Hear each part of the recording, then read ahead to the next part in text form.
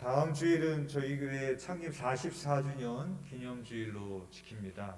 그래서 교회를 생각하면서 오늘 찬송을 선택을 했습니다. 오늘 우리가 함께 보실 찬송은 찬송가 210장 시온성과 같은 교회입니다.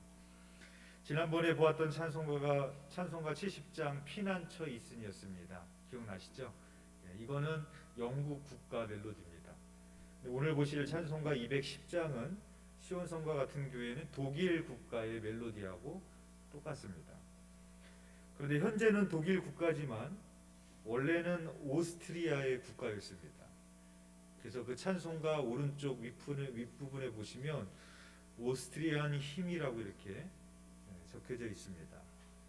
이 찬송의 원곡의 작곡자는 우리가 잘 아는 교향곡의 아버지라고 불리던 하이든입니다. 사계라는 교향곡을 작곡했던 하이든이 이 곡의 원곡을 작곡을 했고요.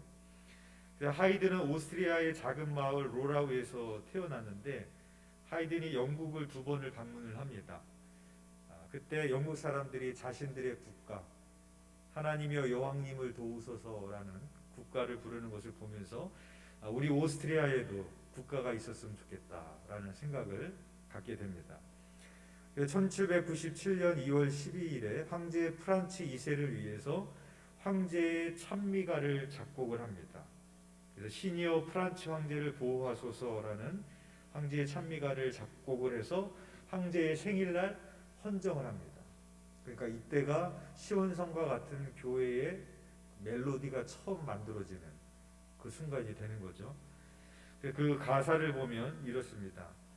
신이시여 우리들의 성군 황제 프란츠를 보호하소서. 황제 프란츠를 영광과 호화로움 속에서 만수무강하게 하소서. 월계수 가지가 그를 위해 꽃을 피워 명예로운 화환을 씌우게 하소서. 신이시여 우리들의 성군 황제 프란츠를 보호하소서 라는 가사입니다. 지난번에 보았던 영국 국가의 여왕을 위한 가사하고 많이 좀 비슷하죠. 그래서 그 프란츠 황제를 위한 어떤 찬송과 같은 그런 황제의 찬미가로 이 곡이 처음 만들어지게 되고요. 그리고 1918년에 오스트리아 헝가리 제국이 해체되면서 오스트리아는 그 애국가를 모차르트의 곡으로 국가를 바꿉니다. 그래서 더 이상 오스트리아의 국가로 불려지지 않게 되고, 그래서 지금은 오스트리아는 전혀 다른 애국가를 부르고 있고요.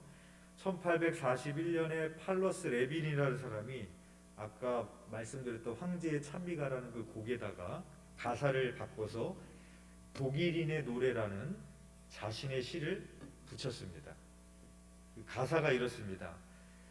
독일 모든 것 위에 독일, 이 세상 모든 것 위에 독일, 독일의 공격과 방어를 위해 늘 형제와 같이 연대한다면 마스에서 메멜까지 에치에서 벨트까지 독일 모든 것 위에 독일, 이런 가사를 입혔습니다. 느낌이 어때요? 굉장히 우월주의가 느껴지죠. 독일 모든 것 위에 독일. 그래서 이 노래 가사를 보면 독일이 세계 최고다 뭐 이런 느낌을 주는 그런 가사인데 나치 정권이 그 1절을 제국주의로 해석을 했습니다. 그래서 세계 전쟁을 하면서 이 독일인의 노래 1절을 부르면서 제국주의를 합리화시켰던 그런 역사가 있다고 합니다. 그래서 1차 세계대전 후에 1922년 8월 10일에 바이마르 공화국의 초대 대통령인 프리드리 에베르트가 독일인의 노래를 독일 국가로 채택을 합니다. 그리고 1945년까지 독일 국가로 불리다가 나치가 세계적으로 비판을 받지 않았습니까? 그래서 1952년에 그동안 비판을 받아서 안 부르다가 1952년에 다시 독일 연방이 국가로 인정을 하게 됩니다. 그런데 어떻게 합의를 보느냐면은 1절은 부르지 말고 3절만 부르자고 합의를 합니다. 왜냐하면 1절이 너무 호전적이니까, 제국주의적인 가사가 너무 심하니까 1절은 부르지 말고 3절만 부르자. 그래서 3절이 내용이 어떠냐면 통일과 법과 자유, 조국 통일을 위해 우리 모두는 이를 추구하리라. 형제와 같이 마음과 손으로 통일과 법과 자유 이들은 행복의 담보 이 행복의 빛에서 만개하라 조국 통일이여 라는 가사입니다. 1절보다는 훨씬 덜 제국주의적이지만 그래도 좀 우월감이 많이 담겨 있죠. 그래서 지금의 독일의 국가는 이 3절만 부릅니다. 그게 현재의 독일 국가입니다. 그리고 이 찬송의 작사자는 존 뉴턴입니다. 대표적인 찬송이 나 같은 죄인 살리신 어메이징 그레이스를 작사했던 존 뉴턴이 이 곡에다 가사를 썼습니다. 노예무역의 선정이었다가 회심을 하고 많은 사람들에게 복음을 전하는 목회자가 됩니다. 그리고 뉴턴이 안수를 받고 올리라는 영국의 아주 작은 그리고 빈민 마을에 교구로 배정을 받습니다. 그 올리의 사람들은 대부분 열악한 환경 속에서 교육을 제대로 받지 못하는 그런 가난한 사람들이었습니다. 이런 모습을 봤던 뉴턴이 매주 기도회를 열면서 찬송을 썼습니다. 그리고 그 찬송들을 모아서 그 마을의 이름을 따다 올리 찬송가라는 것을 집필하고 사람들에게 나눠줬습니다. 그때 이 올리 찬송가 속에 어메이징 그러스 나 같은 죄인 살리시는 찬송도 들어있었고 오늘 보시는 시온성과 같은 교회 찬송도 들어있었습니다. 이제 이게 후에 찬송가로 들어오게 되는 것이죠. 그 당시 그 사람들은 이 찬송가를 통해서 교회라는 것이 어떤 것인지를 찬송을 통해서 그들은 배웠고 알게 됐습니다. 그래서 교회라는 어떤 곳이냐 가사에 보면 시온성과 같은 교회 그의 영광 한없다라고 노래하고 있습니다. 즉 하나님의 영광이 가득한 곳입니다. 오늘 본문 사도행전 2장 1절에서 2절에 보면 오순절날 이미 이름에 그들이 다 같이 한 곳에 모였더니 호련히 하늘로부터 급하고 강한 바람 같은 소리가 있어 그들이 앉은 온 집에 가득하매라고 말씀하고 있습니다. 오순절날 교회가 시작될 때 다락방에 가득 채워졌던 것은 무엇이었는가? 바람 같은 소리였습니다. 바람이 아니라 바람 같은 소리였습니다. 근데 그 소리는 어디로부터 왔는가? 호련히 하늘로부터 왔다라고 성경이 기록을 하고 있습니다. 그러니까 즉 하나님의 소리가 오순절날 그 교회에 가득했던 것이죠. 킹제임스 성경에 보면 And suddenly there came a sound from heavens 이렇게 되어져 있습니다. 하늘로부터의 소리가 내려왔다. 그렇게 번역을 했습니다. 즉 하나님의 소리가 하늘로부터 바람처럼 내려와서 교회가 그 소리로 가득하게 되었고 하나님의 소리가 가득 찬 상태에서 교회가 시작된 겁니다. 그러니까 교회의 본질은 무엇이냐? 하나님의 소리가 가득한 것이 교회의 본질이라는 것입니다. 그와 반면에 교회의 본질이 흐려지게 되는 것은 무엇이냐? 하나님의 소리가 가득해야 되는데 사람의 소리가 가득하게 될 때 그것은 교회의 본질을 떠나게 되는 것이죠. 예수님께서 예루살렘에 입성하셨을 때 성전을 정화하십니다. 성전에서 매매하는 사람들을 내쫓으시고 돈 바꾸는 사람들의 상과 비둘기 파는 사람들의 의자를 둘러 엎으시면서 이렇게 말씀하십니다. 내 집은 기도하는 집이라 일컬음을 받으리라 하였거늘 너희는 강도의 소굴을 만드는도다 라고 그들을 호되게 책망하시죠. 즉 교회는 어떤 것이냐? 하나님의 소리가 가득해야 됩니다. 하나님의 소리는 뭐겠어요? 말씀의 소리, 기도의 소리, 찬송의 소리가 가득한 것이 바로 교회라는 것입니다. 그런데 사람들이 그 성전에서 사람들의 소리로 시장바닥이 된 거죠. 성전에서 매매를 하고 환전을 하고 온갖 사람들의 소리가 가득하게 됐을 때 그 모습을 보시면서 예수님께서 분노하시면서 그들을 내쫓으시고 성전을 정화하셨다는 것입니다. 따라서 교회에서는 기도의 소리가 가득해야 되죠. 내 집은 만민이 기도하는 집이다 라고 말했습니다. 교회에 기도의 소리가 가득해야 되는데 기도의 소리가 들리지 않게 될 때 바로 교회의 본질이 흔들리게 된다는 것을 보게 되어집니다. 한번 어떤 식당 앞을 지나가는데 그 식당 앞에 이렇게 써놓은 걸 봤어요. 한 번도 안 먹어본 사람은 있어도 한 번만 먹어본 사람은 없는 집. 이해가 됐어요? 한 번도 안 먹어본 사람은 있어도 한 번만 먹어본 사람은 없는 집. 이해가 되시죠? 네. 그 식당이 어딘지 몰라서 한 번도 안 먹어본 사람이 있을지 몰라도 한 번이라도 와서 먹어본 사람은 계속 오는 집이다라는 그런 말이죠. 그래서 야 누가 만든 말인지 모르지만 참 잘 만들었다 그런 생각을 해본 적이 있습니다. 그런데 교회도 마찬가지 아니겠습니까? 교회도 그렇게 불려야 됩니다. 당신이 믿는 예수님 나도 믿고 싶습니다. 당신이 다니는 교회 나도 다니고 싶습니다. 그런 교회가 되어야 될 줄 믿습니다. 이번 감리사 연수 때 교회 역사에 상처가 있었던 일들을 많이 듣게 됐습니다. 목사님들과 감리사님들과 이야기를 나누다가 어떤 목사님은 자기가 담임으로 부임하게 된 이야기를 물었더니 원래 선교사님으로 계셨는데 교회에서 자기 본교회죠. 그 본교회에 싸움이 난 겁니다.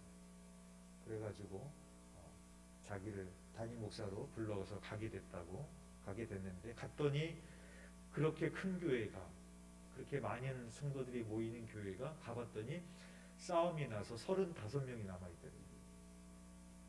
그래서 내가 그 교회에 그렇게 가게 됐다라는 얘기를 하는 것을 듣게 됐고 또 어떤 사모님은 또 쓰라린 교회 역사를 가진 그 교회 사모님이었는데 자기가 교회를 다니면서 딱 한 번 욕을 해봤다는 거예요. 그래서 그 교회가 완전히 반으로 나뉘어져서 싸우는 교회였습니다. 아주 유명한 교회였는데 그런데 어느 정도로 싸웠는가 하면은 교인들이 예배를 드리고 식사 시간에 점심을 먹으면 옆에 같이 안 앉는데 나하고 반대파인 사람이에요. 심지어 와서 누가 반대파 사람이 앉아 있으면 저리 가라고 그렇게 할 정도로 싸웠답니다. 그때 자기가 한번 소리를 딱 한번 질러봤대. 아니 이게 무슨 교회냐고. 내 옆에 와서 밥도 못 먹게 하는 데가 무슨 교회냐고 자기가 그렇게 한번 소리를 질러본 적이 있었다고 하면서 그때 일을 생각하면서도 눈시울이 뜨거워지시는 그런 모습을 보게 되었습니다. 교회에서 하나님의 소리가 들리지 않고 세상의 소리가 가득하게 되면 사람의 소리가 가득하게 되면 교회 안에서 날마다 싸움이 일어나게 되고 교회는 병들어가게 되고 점점 힘을 잃어가게 될 수밖에 없습니다. 오늘 찬송가의 가사에 보면 반석 위에 세운 교회 흔들 자가 누구랴 라고 찬양하고 있습니다. 사람의 소리가 가득하면요 아무나 와서 흔들어도 흔들립니다. 뭐 사탄이 올 필요도 없어요. 그냥 몇몇 사람이 흔들어도 흔들릴 수밖에 없는 아주 연약한 그런 곳이 되고 될 수밖에 없습니다.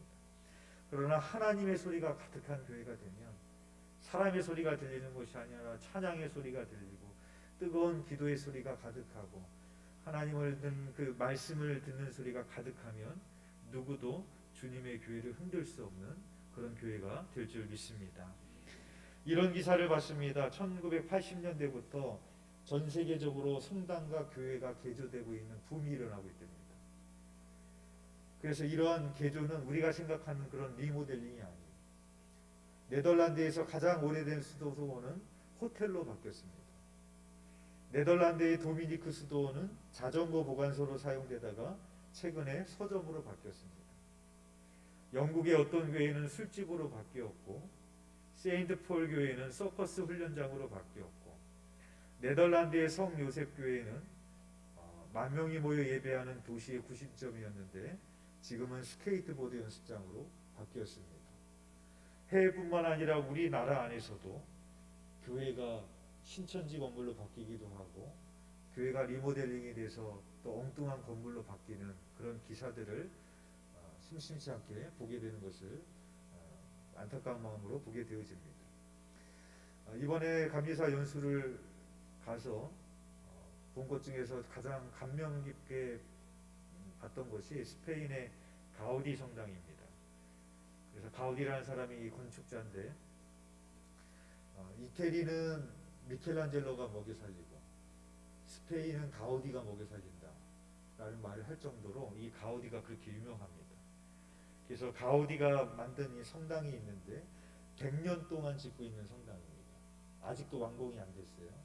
2026년에 완공이 되는데 그때 완공되는 건 뭐냐면 이 가우디를 기념하기 위해서 가우디가 죽고 100년 후에 이거를 완공하는 걸로 아주 천천히 그거를 진행을 하고 있습니다. 가우디 성당을 보면서 두 번 놀랐어요. 첫 번째는 그 성당에 만들어 놓은 것을 보면 정말로 억소리가 날 정도로 어떻게 이렇게 만들 수 있을까 그렇게 놀라게 됩니다. 근데 더 놀라운 것은 뭐냐면은 이 가우디가 그 디자인을 어디서 가져왔는지를 그 연구실에다가 이렇게 사진을 붙여놓은 게 있습니다. 근데 가우디가 그 디자인을 다 어디서 가져왔느냐? 하나님이 만드신 자연에서 다 가져왔어요. 그래서 가우디는 직선을 쓰지 않고 곡선을 쓰는 그런 건축가로 유명한데 그 건축의 모든 부분들이 다 자연에 있습니다. 어떤 열매, 나무의 어떤 부분 이런 것들을 다 모방을 해가지고 그렇게 성전을 지은 겁니다.